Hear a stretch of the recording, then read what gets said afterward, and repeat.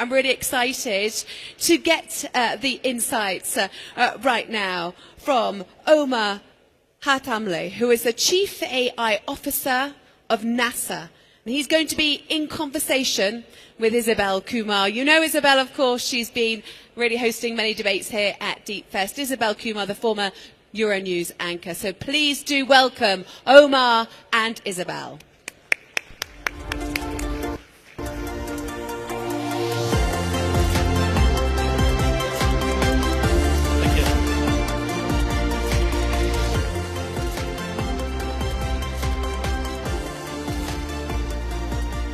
Hello again, everybody.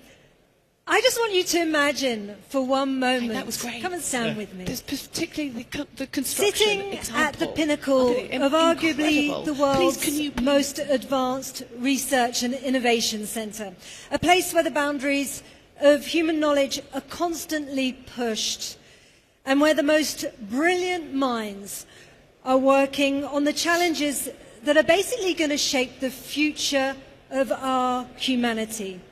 And that's from unlocking the mysteries of the universe to developing life-changing technologies, transforming our world today and unveiling the secrets of new worlds tomorrow. So, as you heard, I am joined by Omar Hatamleh, who is the Chief AI Officer of NASA at the Goddard Space Flight Center. I have to say, Chief AI Officer is probably the coolest job title ever. But what does it mean? What do you do? What's a day in the life of Omar like? Yeah, well, it's different. At each organization, they have their specifics. At NASA, for example, we've been using artificial intelligence for decades. It's nothing new. What changes with the emergence of this generative AI, now these tools became in the hands of non-technical people. So we realized we had to establish new strategies, new foundations, find what are the roadmaps that we need to work with, what are the use cases needed in the organization. So this role was these functions and make sure we're going forward and have a proactive approach as well, because you cannot be reactive in the field of artificial intelligence. How do you see not what we have today, what's actually emerging in the next 1, 2, or 3 years, and just change and adapt the strategy to be able to leverage as much as possible on these incredible tools. But it's an incredible thing, isn't it, to be proactive in a field like this? So how are you proactive? Yeah, well, it's an interesting thing. In my opinion, if you're reactive in today's environment, you're going to be off. There's no room for reactive people. Everybody has to be proactive. And to see that, you find hints of what's happening in terms of where research is going, where investors are putting more money, how the geopolitical landscape, the technological advancements, everything else. And you try to develop a vision. Sometimes it's not very crisp, but you have to. It's an impairment. You have to actually, you have to look forward and anticipate what's happening, and then put your resources. So actually, when these things become mainstream, you're already ahead of the curve. You've already anticipated what's going to happen. Not being reactive and then trying to see what's going to happen, but always having a foresight, specific direction. So having your sensors pretty much around the world and tracking those trends. No, totally. And it helps when you're talking to people, talk to different perspectives, whether we're talking to people from government, industries, academias, nonprofit, from different countries. And the more people you talk, especially people that think in an out-of-the-box context, it challenges your assumptions. Having these philosophical discussions, it gives you a very broad understanding of what's happening, and it gives you more capability to see what's happening in the future. Absolutely amazing. I really want to quickly talk about what's going on in Mars, because I know NASA is planning to go to Mars in 2030. And what I'm wondering is, how can you prepare for a mission like going to Mars in 2030, where, as you're saying, you're using this out-of-the-box thinking, and you're going to be trying to maybe be thinking about implementing and using tools that don't necessarily exist. Yeah. So how does that process work? Yeah. So we know mission to Mars is very challenging. Imagine there's cosmic radiation, human elements, a propulsion system that we need to develop. But most importantly, we need to develop autonomous systems that are on the next level. We need to send specific autonomous robots ahead of astronauts, of humans, to be able to get the fuel, using in-situ resources to create the fuel for them to come back, to create hydrogen and oxygen. We need to send robots to be able to build the habitats autonomously before astronauts go there. So imagine, for example, you're doing a 3D habitat for people to go there. And when you're doing 3D, you start from the base and you start building up. And you make a mistake, the whole thing, the structural integrity could be jeopardized. So by using computer vision, artificial intelligence algorithms, we'll be able to see if there is a challenge and be able to adapt it and modify it, so actually continue to go forward. But something as simple as medicine, you know, there's about 40 minutes lag, depending on the orbit, could be 20 minutes each way. If somebody's sick, somebody has a medical condition, then we cannot communicate with Earth because it doesn't make sense. You need to react instantaneously. So we're working on something called Doctor in a Box, where we have a system trained on medical domain and being able to provide to you some medical advice and be able to handle certain critical medical conditions. And then in the future, also we're going to have the humanoid robots that will be something from a whole different And that's something we'll get to later, yeah, we'll get to that. which is another, gosh, thinking out the box and just taking us to another new world. But just a little pause now. I'd like to just try and understand better this technology. For example, when you're talking about being able to access kind of like medical knowledge and treat people on Mars immediately using AI, I suppose. Well, where are those systems in terms of development now? Because that will have real-world applications as well. Yeah. So the cool thing about whatever we're doing on space has complete synergy on Earth. Imagine remote locations, for example, in poor villages and poor developing countries that don't have access to necessarily to this amazing technology. One of the technologies Google was developing, Verily, I think it was called, you can look at the retina, and from the retina scans, you can actually assess, make determinations about diabetes. Other companies are looking at it and telling you if you have chances of developing heart disease or even Alzheimer just by having a retina scan. You can talk to a system today and in a few seconds tell you if you have diabetes without measuring your blood.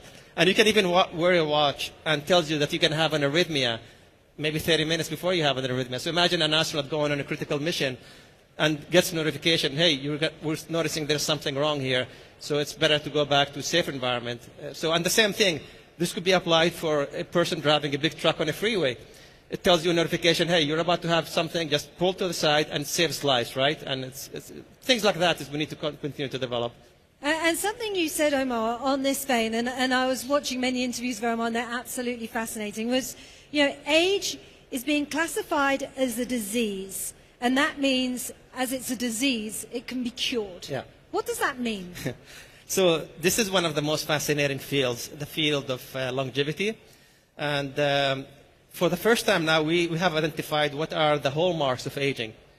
So the hallmarks of aging, look, for example, there's the stem cell depletion, epigenetic noise, telomere shortening. There's a lot of these kind of things. For example, the epigenetic noise, everything is derived from a stem cell, and depending on epigenetics, this signal could be make it into a kidney, make it to a liver, and as we grow up and with the environment, with radiation, with pollution, everything else, with age, they start having a lot of signals. Senescent cells, so cells are supposed to continue dividing, but on humans, because of the telomere shortening, it only goes to about 65. There is a challenge that certain cells, they don't die and they don't keep regenerating. They go into a state we call zombie cells or senescent cells. So we're finding ways how to remove these cells, because the more you accumulate, they cause chronic inflammation, they cause chronic diseases, and that interferes a lot with your age. So we're tackling each one of them, and AI is definitely having a huge impact because it can look at vast amount of data and find trends and connections would have been impossible for humans to identify.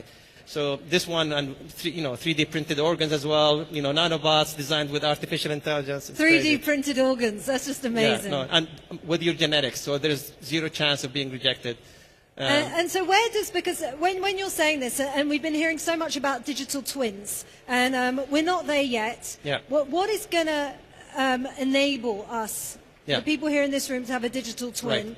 What time frame are we looking at, and what impact is that going to have on our health? And, for example, things like 3D printed organs. Yep. So digital twin, when you look at how complex the human body is, the amount of cells, the differentiation between all these molecules, it requires incredible computational power. So with the emergence of quantum computers, hopefully soon, we'll be able to use quantum computers with advanced artificial intelligence, and being able to decipher your genetic system. So it will be creating a digital twin based on your genetics, based on your family history, based on your chemistry, blood chemistry, or profiles, your lifestyle, and being able to be like assess what diseases do you have and go maybe simulations through thousands, 100,000 simulations until it finds exact cure just for you, by the way. So this cure might not be effective for somebody else. It's completely personalized. And what I like about it is you can go a step further and tells you that in 6 months you're going to have certain diseases. So it tackles it before it even manifests into a disease. So this is one of these transversal technologies that not only affect people on Earth, affect people in space. Because if you send people in cosmic radiation and very microgravity environments, there is a lot of changes to the human body. So I think it's going to help us substantially identify what will the risk be and try to address them way before they happen. So AI is obviously going to have a huge transformative power in the world in terms of our health, in terms of everything.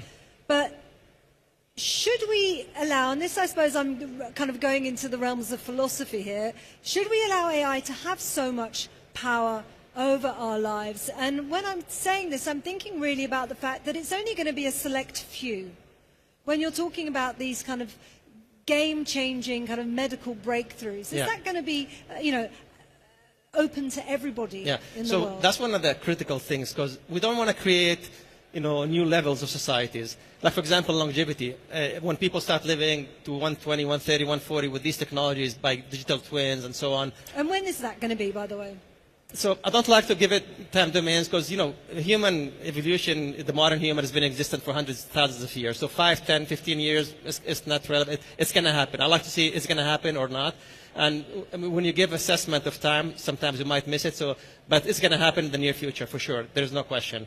And the question is, these digital twins or these medications that addresses some of the hallmarks of aging, or creating nanobots, or creating digital organs as well based on 3D printed. We don't want to create them that become incredibly expensive where only a segment of society has access to it. That's not going to be success. Success is how do we make them, and we make them accessible to the entire population at an affordable price. I think, in my opinion, that's when we become successful. How do you see society evolving? How do you see AI impacting the very fabric of what is holding our societies together? That's a very, very important question that I think about a lot of the time. So in my generation, for example, when I grew up, we had discussions in person to person, or sometimes over the phone you call somebody. Today's generation, I think some estimates tells you that about 60% of the discussions and interactions happen by digital means, whether you're talking about social media or texting. The next evolution will be with the emergence of advanced artificial intelligence, where people will spend more time talking to AI system more than they speaking to humans. And the AI system will know more about you than you know about yourself. It's gonna have perfect adaptability with your personality. So people will go in that realm. But also I think, even philosophically, about, like, for example... I want to pause you there. Yeah. Just repeat what you were saying there. So AI, we'll spend more time talking to an AI system who knows us better than our friend, than our parents, than our children. Completely. Who feels comfortable with that? If you feel comfortable with that, raise your hand.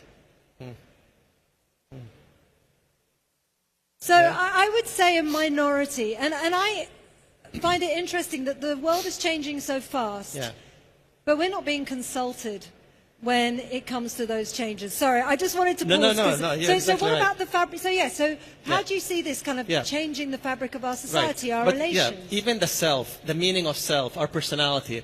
If you look, for example, at Freud, the ego and the superego, look at Nietzsche, for example, the Overman concept, it tells you that your personality is formed by interacting with society, with your family, with your relationships.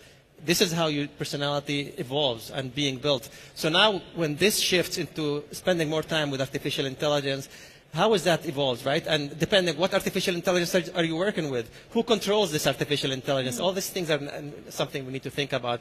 But then the next evolution, the final one, is humanoid robots. So as we keep moving into the future, robots will look more and more like humans. They'll be incredibly smart. And you can design your own robot, either it's a male and female. You can design the personality. And look at that. I think in the near future, you'll be able to download, for example, I want my robot to be 3-star Michelin chef. I want it to be, a bodyguard. I want it to be a musician, a magician. I want it to be a medical doctor in certain fields. And each one will be subscription. So you buy the subscription, you get it, and your humanoid robot will be something that you leverage on. The challenge with that And by the way, there's something called organoid intelligence. That organoid intelligence is basically taking stem cell and changing the epigenetic and make it a brain cell, and then have it do computational elements from a biological perspective. So these humanoid robots one day will be half biological, half technological. And so when you say half kind of like robot, half person, to put it in very kind of like layman's terms? There will be like, they will have elements, biological elements and digital elements. For example, we're looking at synthetic muscles that could be more biological. We're looking at, like I said, the computational systems with the organoid. And this is a field that's evolving very fast as well. And would we be able to tell the difference between one of these humanoid robots and... In the fast future, in the long future, I think it's going to be very challenging to be able to tell the difference. Obviously, in the next 5, 10, 15, 20, it's going to be hard. But eventually, we'll reach a point where it becomes very challenging telling the difference between those. And then, what's the challenge with this? So, privacy. Imagine the robot is connected somewhere, so what is the privacy? And the most important thing, if this robot has an incredible influence on you, who owns that robot, right? So imagine now I control, if 10 million people, 100 million people have these robots, and I'm the company that owns it, and these robots have very intimate relationship with the people living with. Essentially, I can control all these people. I can convince them what products to buy. I can convince them to do this or that. So these are some of the challenges we need to really seriously think about and how to diminish that disadvantage. Because advantages are incredible, but also there's disadvantages. And the last thing is, so we're talking about deep fakes, digital deep fakes. So what about in the future having deep fakes that are robot? So imagine having suddenly a CEO comes out with a digital robot that looks exactly like him and making some announcement that could have a big impact on their organizations, right? But at the same time, imagine going to a classroom where Einstein is teaching you the class. Or, for example, you can't spend time with your family, with your old father or mother because you have to work. So having somebody like you with the same voice, personality, taking care of them so they don't feel lonely. So there's everything. There is advantages and disadvantages. The challenge with AI is advantages and disadvantages are substantially amplified. This is extremely thought-provoking, what you're saying. And as you say, parts of it are almost comforting. Yeah. Other parts are very worrying. Completely. What would you say are the darkest sides of what you're seeing today, tomorrow, long term? So there's multiple, there's good, bad, and the ugly. And one of the things I've been thinking about is, there's research recently that tells you that people stop driving after a certain age. Their mental capacity diminishes substantially. So now with the emergence of driverless cars, we're outsourcing a lot of decision-making to intelligent systems. How is that going to affect our human cognitive abilities, in the future? How can that evolve? So another thing is, in my generation, when I want to learn about something, you go to an encyclopedia. There's volumes. You go get books. You go get articles, and you learn about specific topic. Today, we're going into search engines. And you still have options. It's categorized according to what search engine, SEO, and so on. But at least you have options. And we're going to a place where people are using these engines, asking questions, getting an answer. And this answer is what's going to go with. Again, we need to make sure we have critical thinking. And by the way, I think most of us, we're not using these tools to the maximum extent because we've been conditioned to use search engines. Well, we have a search bar. You put a question, and you get an answer. But actually, the best use of these tools is to ask a question, follow up, and challenge the answers that give you, having a dialogue. It's not zero shot where you ask a question, you get an answer. Use them as a dialogue and challenge things. Believe me, when you start doing this, it goes through a whole different level. You'll get substantially more value. And because we've conditioned to the search engine having a bar, I think we automatically assume that this is the way we deal with them. So we need to learn to leverage on them in a different capacity. So we need to learn to challenge our technology, ask more questions. But, when we're thinking about the younger generations, you and I are kind of older. What about these younger generations? What are your recommendations for them as they're going to navigate this world that you're describing, which bears no resemblance, really, to what we've grown up in and lived? So if you think about it, as humans, we were farmers, we were hunters, we were craftsmen. And everything changed very slowly. So our way of thinking, our mentality, we are adopting a linear way of thinking. And the problem is we're living in an exponential world today.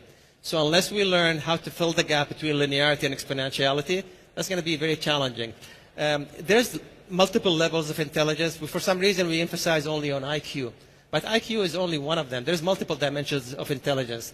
We need to emphasize adaptability quotients. You have to be adaptable, emotional intelligence, out-of-the-box thinking, constant learning, ability to change, the critical thinking. These are, I think, the foundations in which all the future generations should embrace, because that's what's going to continue making us relevant moving forward in this incredibly fast evolving field of technology and specifically artificial intelligence. Wow, I have to say that is one of the most fascinating conversations I've had in a very, very long time, Omar. There's so much to take on board. I think what we need to remember amid all of this noise, as you say, is to keep our ability to think critically. Completely. But adapt to what is happening. 100%. We've got 50 seconds left. As you say, things are moving at an incredibly fast pace. You've got your finger on so many different things. What do you think is going to be one of the biggest changes we're going to see this year? Yeah. So this year, we're actually looking at domain-specific artificial intelligence, and then agentic systems are making a big impact. But we're very, very close to artificial general intelligence. I think we're going to be there close to the end of the decade. And by the way, artificial general intelligence, if you ask different people, they might give you different definitions. Some people tell you, well, it's an intelligence system that could have higher degree of reasoning, it have long-term memory, it can have problem solving to a different scale. Some people are saying it's a system that not only is expert in one domain, but expert in multiple domains.